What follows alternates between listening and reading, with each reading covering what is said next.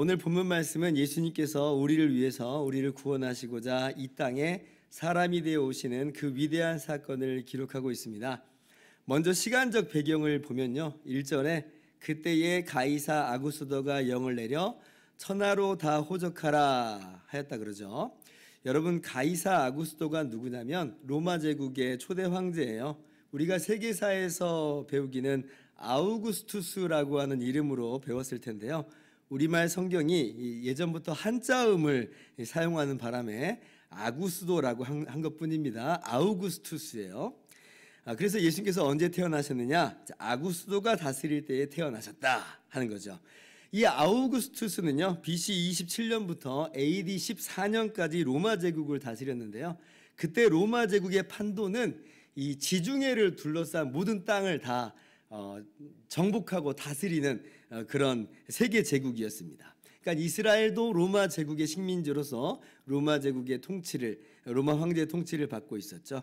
근데 이제 그때 아구스도가 명령을 내리는 거예요. 자신이 다스리는 이 제국의 모든 지역에서 인구조사를 하라는 거죠. 호적을 다 체크하라는 겁니다. 아마도 이제 빠진 사람 없이 다 세금을 걷어들이려고 하는 그런 의도에서 그랬을 것이고, 제국의 효율적인 통치를 위해서는 아마 바람직한 그런 전략이다 볼 수가 있습니다. 통치하는 입장에서는 그런 거예요. 그런데 그 명령을 받아들이는 입장에서는 이게 여간 귀찮은 일이 아닐 수 없었습니다. 왜냐하면 사람들이 이 본적지까지 가야 되거든요. 본적지까지 가서 신고를 해야만 합니다. 오늘날 같이 뭐 전산망이 쫙 깔려가지고 어디서나 할 수 있는 건 아니고, 그렇다고 교통망이 발달을 해가지고 쉽게 왕래할 수 있는 것도 아니에요. 그래서 굉장히 번거로운 그런 일이었을 텐데요. 그런데 이 번잡하게 보이는 이 일이 참 놀랍게도 하나님께서 신비하게 섭리하시는 것이고 간섭하는 것이라고 하는 소리가 보게 됩니다. 그래서 이제 예수님의 탄생의 공간적 배경이 언급이 되죠. 4절 이하를 보시면 요셉도 다윗의 집 족속이므로 갈릴리 나사렛 동네에서 유대를 향하여 베들레헴이라 하는 다윗의 동네로, 5절 같이요.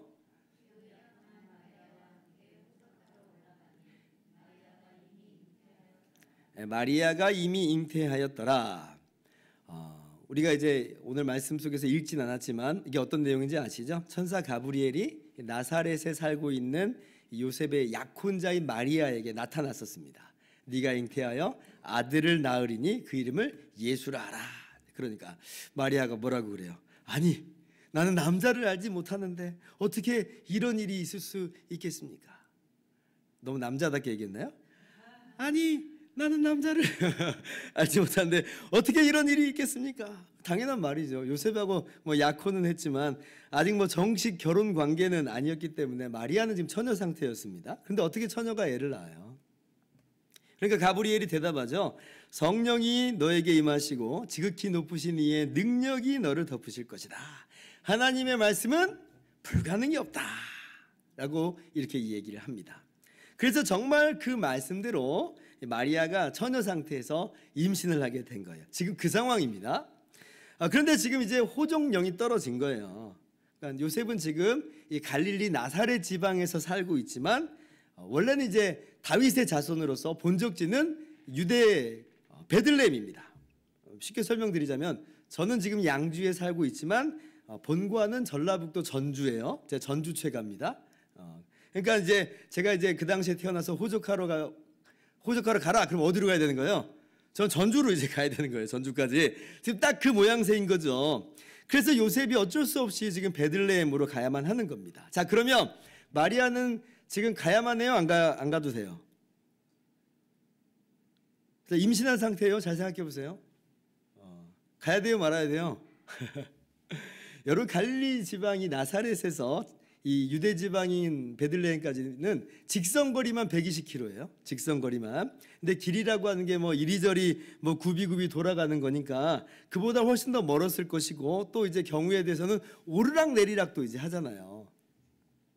교통이 발달하지 않은 당시 상황에서는 뭐 임신한 여인이 움직이기에는 이게 쉬운 여정이 결코 아니었다라고 하는 걸 말씀드리는 겁니다. 그래서 상식적으로 보면 안 가는 게 맞아요.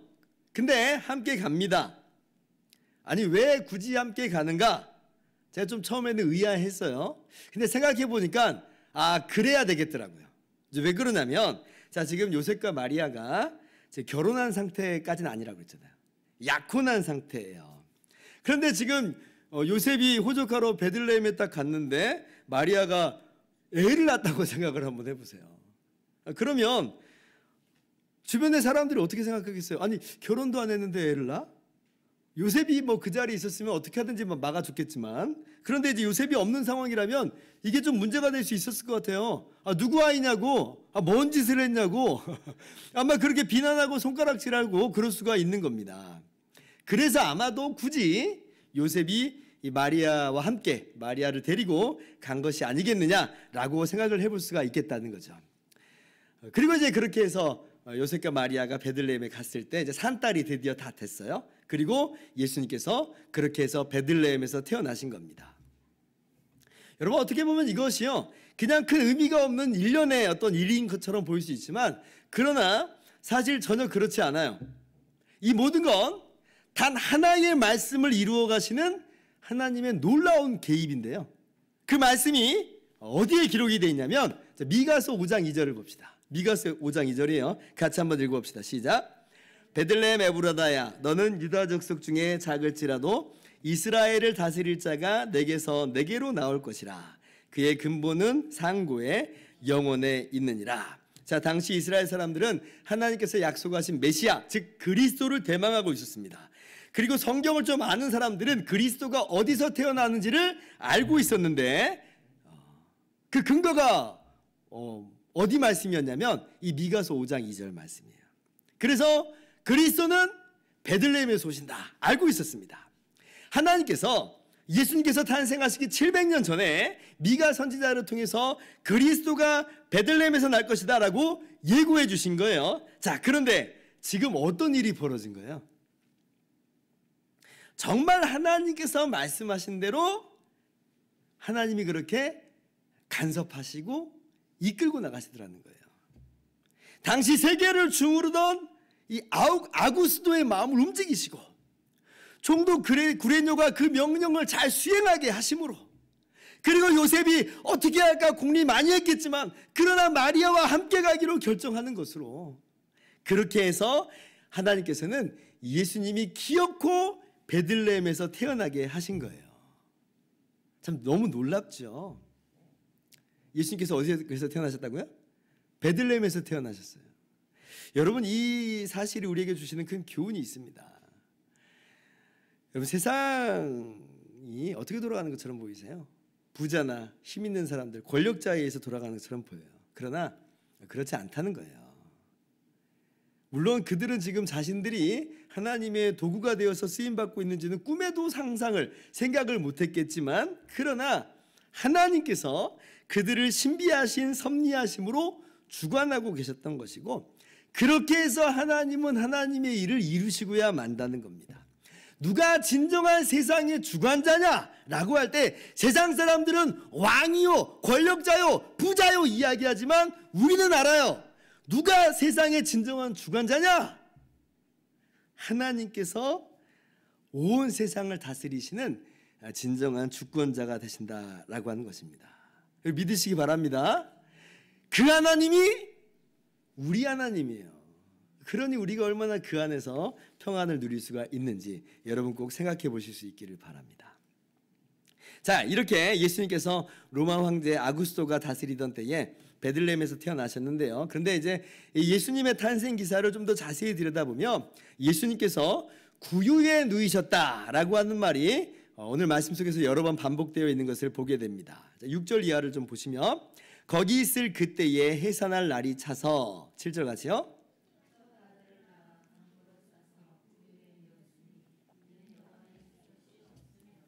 자, 여관에 있을 곳이 없음이로라. 지금 요셉만 호적하러 간 게 아니겠죠? 모든 사람이 지금 다 호적하러 고향을 방문하고 있는 형국입니다.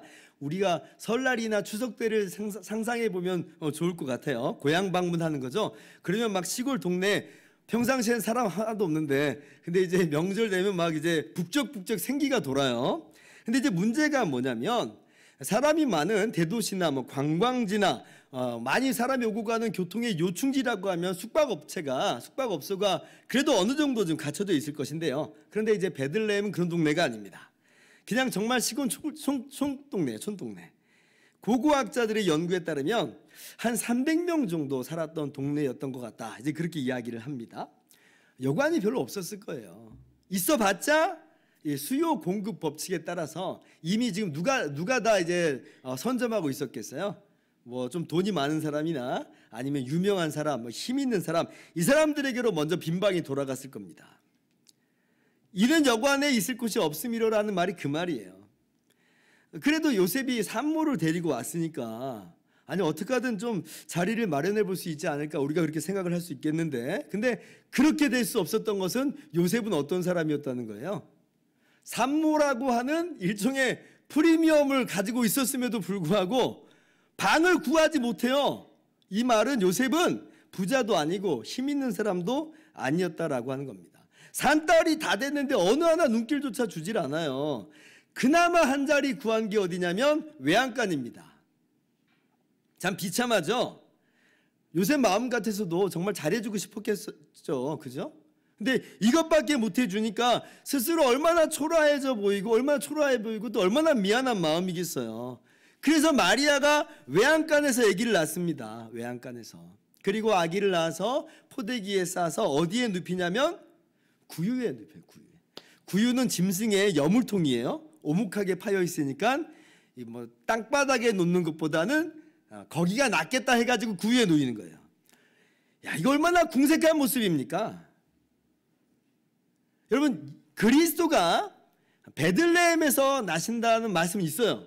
그런데 외양간에서 나신다, 말구유에 누이신다, 제가 성경에서 그런 말은 못 본 것 같아요. 이 말은 무슨 말이냐면 꼭 그래야 되는 거 아니라는 거예요. 베들레헴에서 나시면 돼요, 그냥. 근데 굳이 예수님께서는 구약 성경에 예언된 것 이상으로 외양간에서 나시고 말구유에 누이시기까지 하시더라. 야, 이거 정말 너무나 놀라워요. 너무 놀랍습니다. 하나님의 아들, 참 하나님이신 예수님께서 우리와 똑같은 사람이 되어서 이 땅에 오시는 것도 정말 지극히 자신을 낮추시는 것인데, 근데 심지어 가난한 목수의 아들로 외양간에서 태어나시더라. 말구유에 누이시더라. 야, 왜 이렇게까지 하시는가? 이건 뭐 논리적으로 지금 설명하자는 게 아니에요. 여러분 지금 마음에서 받아들이자는 거예요. 하나님이 얼마나 우리 사랑하셨는가에 대해서 마음으로 느끼자는 거예요. 그러고 보면 우리는 예수님보다 낫죠. 외양간에서 태어난 것도 아니고 말구유에 누인 것도 아니고. 혹시 만에 하나 그러신 분이 있으시다면 오늘 예수님의 이 모습이 또 위로가 될 것 같아요. 야, 나도 그랬는데 예수님도 그러셨구나.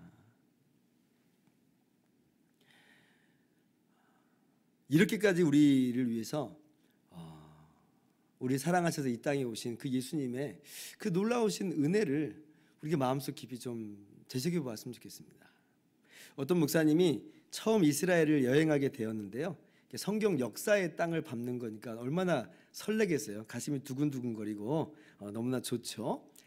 그런데 이제 가는 길이 좀 뭡니까? 엄청 멀잖아요. 인천공항에서 출발해가지고 베들레헴까지 가는데 꼬박 24시간이 걸렸대요. 그리고 이제 베들레헴 숙소에 딱 도착을 했는데 숙소가 좀 낙후된 곳이었나 봐요. 좀 별로였답니다.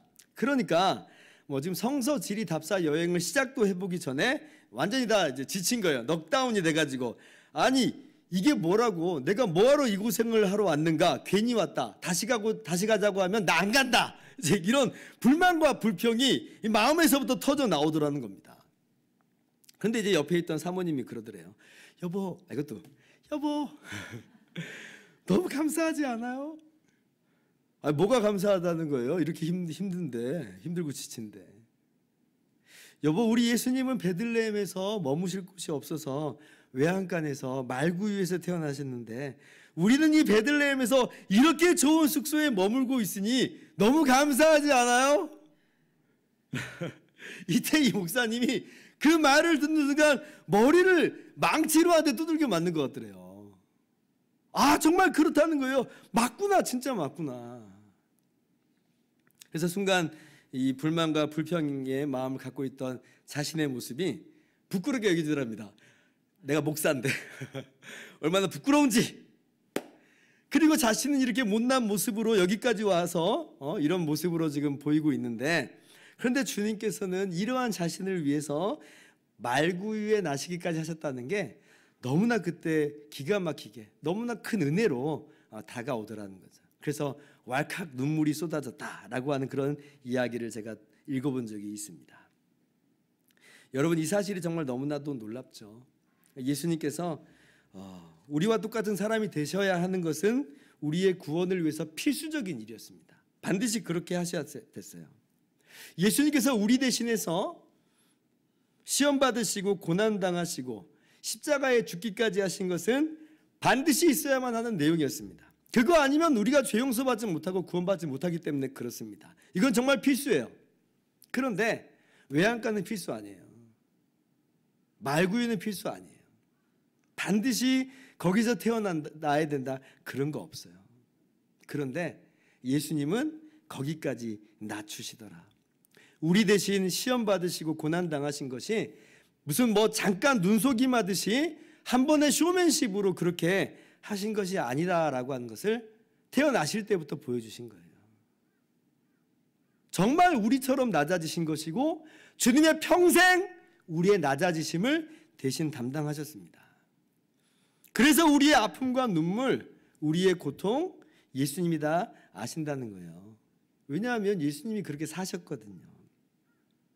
구유에 누이신 아기 예수 그리스도를 바라보시기를 바랍니다. 존귀하신 하나님이 구유 안에 누이셨다. 혹시 인생의 깊은 절망 중에 있다면, 쓰라린 아픔 중에 있다면, 실망하고 좌절하여 큰 고통 중에 몸부림치고 있다면, 이 시간 구유에 누이신 예수님을 바라보면서 우리를 그렇게 부드럽게 어루만져 주시는 그 은혜를 깊이 누리시기를 바랍니다. 자, 그러면 이제 마지막으로 예수님께서 왜 이 땅에 이렇게 사람이 되어 오셨는가를 함께 살펴보도록 합시다. 자, 예수님께서 태어나신 그 밤에 천사가 들에 있는 목자들에게 나타납니다. 목자들이 깜짝 놀랐죠. 갑자기 천사들이 나타났으니까요. 그리고 이제 주님의 영광의 빛이 쫙 비춰지는데 목자들이 굉장히 두려워합니다. 두려워할 수밖에 없죠. 이런 일을 평생 겪어본 적도 없고, 여러분도 이런 일을 갑자기 겪는다고 생각을 해보세요. 얼마나 두려운 일이에요. 게다가 이스라엘 사람들은 하나님에 대해서 어느 정도 아는 사람들이잖아요. 하나님이 얼마나 의롭고 거룩한지를 알고 있는데, 근데 하나님의 이 영광의 빛이 자기들에게 딱 비춰졌다는 것은 어머 너무나 좋아 라고 하는 그런 느낌보다도 이사야 선지자가 이야기한 것처럼 화로다 나여 망하게 되었도다, 어쩌면 그런 두려운 반응을 느낄 수밖에 없는 거예요. 자, 그런데 천사가 하는 말이 뭐예요? 이 목자들에게 이거 두려워할 일이 아니라라고 말씀하십니다. 10절 이하 봅니다. 천사가 이르되 무서워하지 말라. 보라, 내가 온 백성에게 미칠 큰 기쁨의 좋은 소식을 너희에게 전하노라.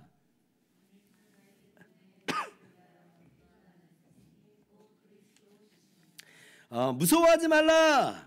하나님의 영광의 빛이 쫙 나타나더니, 그래서 하나님의 의의 심판과 진노와 형벌을 말씀하시는 게 아니라 큰 기쁨의 좋은 소식을 말하는 거기 때문에 그래서 무서워하지 말라. 자, 그럼 이 큰 기쁨의 소식이 뭐냐라고 할 때에 너희를 위하여 구주가 나셨다. 너희에게 구원자가 생겼다. 지금까지는 너희가 구원자가 없었는데, 사망과 깊은 절망과 어둠 속에 있었는데 너희에게 구원자가 생겼다. 예수님의 탄생을 두고 하는 말이죠. 여기서 우리가 예수님께서 왜 이 땅에 오셨는가를 분명히 알 수가 있어요. 그건 뭐냐면 우리를 구원하시기 위해서, 우리의 구원자로서 이 땅에 오신 겁니다.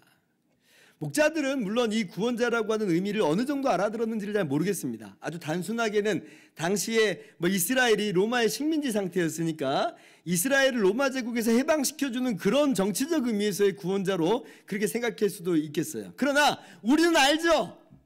어떤 의미의 구원자인지를 우리는 너무나 잘 알고 있어요. 21절을 보면 태어나신 아기의 이름을 예수라 이렇게 이름 짓는 것을 우리가 보게 됩니다. 근데 이게 여러분 요셉과 마리아가 그냥 임의로 자기들이 진 게 아니에요. 그렇게 이름을 지으라고 말씀하셨기 때문에 예수라고 지은 거예요. 같이 한번 읽어봅시다. 시작.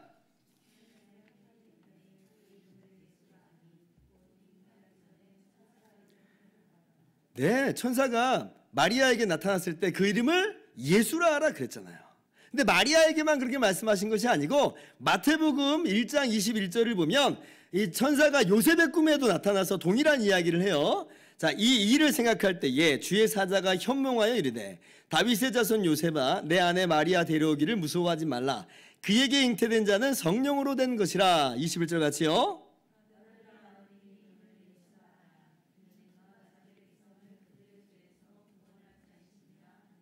아멘. 아기 이름을 예수라 이렇게 지으라는 거예요. 왜 이렇게 지으라는 거예요? 이는 그가 자기 백성을 그들의 죄에서 구원할 자이심이라. 예수라고 하는 이름은 구약 성경에 여호수아라고 하는 그 이름에서 비롯된 겁니다. 여호수아라고 하는 이름 자체가 여호와께서 구원하셨다 그런 뜻이에요. 그래서 예수라고 하는 그 이름 자체의 뜻이 구원자라고 하는 뜻을 갖고 있는데, 그런데 명확하게 밝혀주시기를 그럼 뭐에 대한 구원이냐, 뭐로부터 구원이냐라고 할 때에 마태복음에서 뭐라고 말씀하세요? 죄에서 그들의 죄에서 구원할 것이다. 여러분, 이것이 바로 예수님께서 이 땅에 사람이 되어 오신 이유입니다. 우리를 우리의 죄에서 구원하시기 위해서. 여러분, 우리가 성탄절에 이 사실을 놓치거나 망각한다면 그것은 우리가 성탄절을 정말 엉뚱하게 보내는 것이라고 할 수가 있어요. 가난에서의 구원, 질병에서의 구원, 환경에서의 구원, 압제에서의 구원, 이거 다 구원이죠. 정말 다 필요한 겁니다. 그러한 구원을 우리가 받고 싶어요. 정말 많은 종류의 구원이 우리의 삶의 영역 가운데 있을 수 있는데, 그러나 정말 잘 생각해 봐야 돼요. 과연 그런 것에서 우리를 구원하시기 위해서 예수님이 사람이 되어서 이 땅에 태어나셔야만 했던 거냐? 우리에게 필요한 예수님은 그런 수준인 거냐? 정말 그러냐? 제가 볼 때는 그런 이 어려움들이 어렵지 않다는 얘기 아닙니다. 그런데 만약에 그런 정도의 구원이라면 굳이 예수님 오실 필요 없죠. 예수님 아니어도 얼마든지 다른 사람들도 우리를 구원해낼 수 있을 것 같아요. 구약 성경도 보면 예수님의 태어나심이 없어도 그런 종류의 구원은 하나님께서 친히 하시는 걸 봅니다. 아브라함과 이삭과 야곱 거부 만드신 거 보세요. 부자 되게 하셨잖아요. 요셉 감옥까지 나락으로 떨어졌는데 위기 탈출하게 하시잖아요. 다윗에게는 골리앗을 이길 수 있게 하세요. 나만 장군은 문둥병을 고쳐주시기까지 하십니다. 그러니까 예수님이 사람으로 태어나시지 않아도 얼마든지 그런 구원은 하실 수 있다는 거예요. 하나님 아니고서도 이 땅에 다른 사람들이 그러한 구원을 안겨다 줄 수도 있겠습니다. 그러나 예수님은 사람이 되어 오셔야만 했어요. 왜 그러냐? 우리가 병원에 가보면 질병의 강도에 따라서 거기에 맞춰서 처방을 내려주는 것을 우리가 잘 알고 있습니다. 항생제 정도 처방해도 되는 사람은 항생제 처방하고, 물리치료면 되겠다 싶은 사람은 물리치료 처방합니다. 그러니까 처방전을 보면 그 사람의 상태를 잘 알 수 있는 거예요. 근데 하나님께서 우리의 구원을 위해 처방전으로 무엇을 내려주셨냐면 하나님의 아들, 하나님 그분이신 예수님을 처방해 주신 거예요. 이게 무슨 말이에요? 죄에서 구원받기 위해서는 이 방법밖에 없다는 겁니다. 죄는 우리가 상상할 수 없을 만큼 너무나 치명적이고 너무나 크고 너무나 끔찍하다는 거예요. 여러분, 그렇죠. 사실 이 모든 우리의 인간의 문제가 궁극적으로는 전부 다 이 죄에서 출발한 거예요. 아담과 하와가 하나님 말씀에 불순종해서 선악을 알게 한 나무의 열매를 따먹었을 때에 죽음이 인간에게 즉시로 찾아오게 되고 저주가 임하고 인간뿐 아니라 자연 세계도 함께 다 부패해버리게 됐잖아요. 그전에는 안 그랬는데 인간의 범죄함으로 말미암아 이 모든 것이 다 어그러져 버린 거예요. 그래도 만약에 이 죄 문제를 해결할 수 있는 다른 방법이 한 가지만이라도 있었다면, 그러면 하나님께서 굳이 예수님 그래도 안 보내셨을 것 같아요.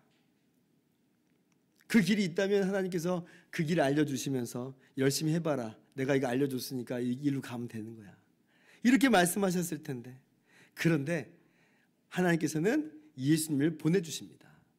이 말은 다른 길은 없다는 거예요. 다른 방법은 없다는 겁니다. 하나님께서 사랑하시는 독생자 예수 그리스도를 내어주신 것 외에는 다른 방법이 없다. 모든 사람이 죄를 범하였음에 하나님의 영광에 이르지 못하더니, 우리 모두는 다 죄인이죠. 우리 스스로의 힘과 노력으로는 우리가 이 죄와 사망에서 도저히 벗어날 수가 없어요. 우리는 어제도 그제도 넘어지고 깨졌던 정말 연약한 사람들입니다. 어떻게 우리가 우리를 구원해낼 수가 있단 말인가. 그런데 하나님께서 그런 우리를 구원하시고자 독생자 예수님을 이 땅 가운데 보내주셨어요. 그리고 예수님께서 우리와 똑같은 사람이 되어 오셔서 우리의 모든 죄, 모든 저주, 모든 형벌을 다 대신 짊어지고 십자가에 못 박혀 죽으셨습니다. 너희를 위하여 구주가 나셨다. 이게 이 말의 의미예요. 너희에게 구원자가 생겼다. 사랑하는 성도 여러분, 이 소식이 여러분에게 정말 큰 기쁨의 소식 맞습니까? 여러분, 이 소식만으로 정말 기쁘십니까? 예, 저는 정말 기뻐요. 너무너무 기뻐요. 안 그랬으면 정말 죄와 허물로 영원히 멸망할 수밖에 없었는데, 그런데 예수님을 보내심으로 죄에서 구원해 주시니, 사망에서 건져 주시니 얼마나 감사한지요. 그러고 보니까 이 천사들이 평범하기 그지없는 목자들에게 나타나는 것이 왜 그랬는지 이해가 가는 측면이 있어요. 왜 그랬을까요? 목자같이 볼품없는 사람에게도 내가 너희의 구원자야 라고 말씀하시는 하나님의 그 음성을 이 가운데서도 느낄 수가 있겠더라고요. 가난하고 병들고 천하고 무식한 사람이라 할지라도 내가 너의 구원자야, 내가 죄와 사망에서 너를 해방하였어 라고 하시는 하나님의 복음의 메시지를 그 안에서도 발견할 수가 있게 되더라. 여러분, 그래서 우리는 정말 너무나 복받은 사람들입니다. 예수님께서 우리를 위해서 이 땅에 오시고, 그리고 우리에게 이 놀라운 소식을 깨달아 알게 하시니 얼마나 우리가 복받은 사람인지 몰라요. 이러한 참된 만족과 기쁨이 오늘 말씀을 통해서 여러분 삶 가운데 가득 넘치기를 주님의 이름으로 축원합니다. 이제 말씀 마칩니다. 오늘 제가 세 가지를 말씀드렸습니다. 구유에 누이신 예수님을 바라보면서 깨닫는 바. 첫 번째, 인간의 모든 역사를 친히 주관하시는 하나님의 주권. 그 하나님이 우리의 하나님이시다. 두 번째, 사람이 되어 오시되 구유에 누이시기까지 낮추신 우리 주님의 그 기이한 사랑, 그 놀라운 위로하심이에요. 그 은혜를 우리가 누리고 있어요. 그리고 세 번째, 마지막, 예수님께서 죄와 사망으로 멸망할 수밖에 없었던 우리를 영원히 구원해 내셨다라고 하는 거예요. 그래서 이 땅에 오셨다는 겁니다. 성탄의 주간을 맞이하면서요, 여러분, 내가 이것저것 많이 해야 되겠다라고 하는 다짐과 결심과 적용도 너무나 중요하고 좋지만, 그러나 그보다 먼저 우리 마음 가운데 풍성하게 새기고 채워야 될 것은 무엇이냐? 큰 기쁨의 좋은 소식을 내가 받았구나 라고 하는 것을 여러분 마음 가운데 깊이 새겨 넣으실 수 있기를 바랍니다. 기도하겠습니다.